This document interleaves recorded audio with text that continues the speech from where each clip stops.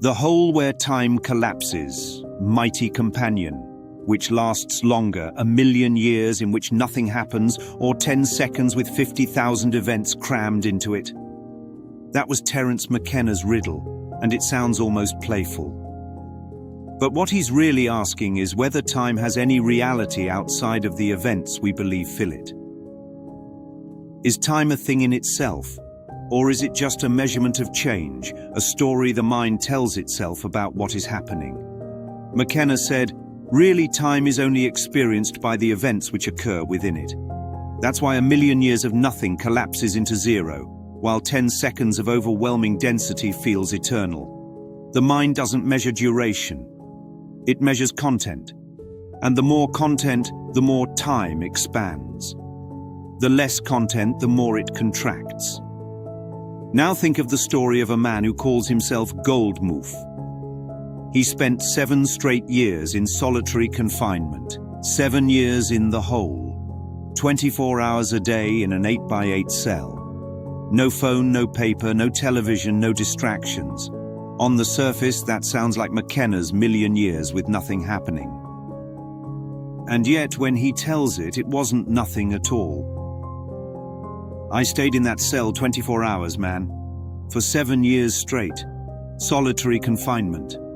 Never coming out that cell. But then he says, what that taught me, though, is priceless. When your back is against the wall, you gotta dig deep within and call on yourself and make God your best friend. So, what was happening during those 7 years? Not nothing. The events weren't physical. They were mental. Regrets about what he had done. Memories of who he had hurt. Projections of what might come after release. Questions about God, about life, about what I really means. Even in the hole, the mind was full. And that's why solitary confinement can feel like forever. It's packed with thought events. The ego fills the void with past and future, and in doing so, it manufactures time. Now tie this back to McKenna's riddle. If time is only experienced through events, then solitary confinement proves that even when the body is deprived of external events, the mind generates its own. It refuses the blank slate. It cannot stand 1,000,000 years of nothing, because the ego depends on continuity. It must drag the past into the present and push the present into the future, or else it disappears.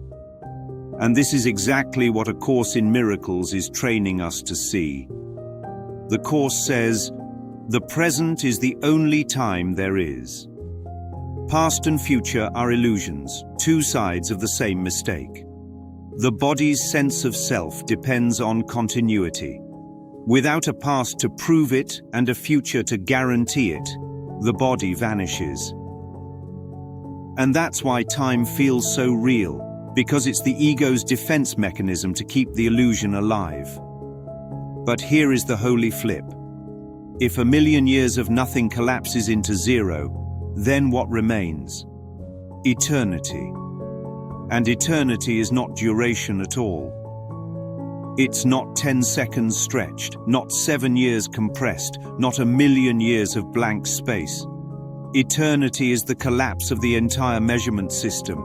It's the holy instant, where time ends and peace begins. The man in the hole didn't really spend 7 years alone. He took the mind with him. And that's what we all take everywhere, whether it's into an 8x8 cell, onto a mountaintop, into a crowded party, or onto a deathbed. If the mind is unhealed, then the hole will feel like hell. The party will feel like hell, and even 10 seconds can feel unbearable. But if the mind is healed, if it rests completely in peace, then there is no difference. The hole, the mountaintop, and the last breath are all the same. There is no time. There is only God. That's the truth McKenna was pointing toward, though he never quite named it.